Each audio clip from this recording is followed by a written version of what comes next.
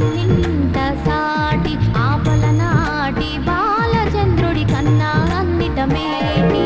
అనిపించే అరుదైన అబ్బాయికి మనువండి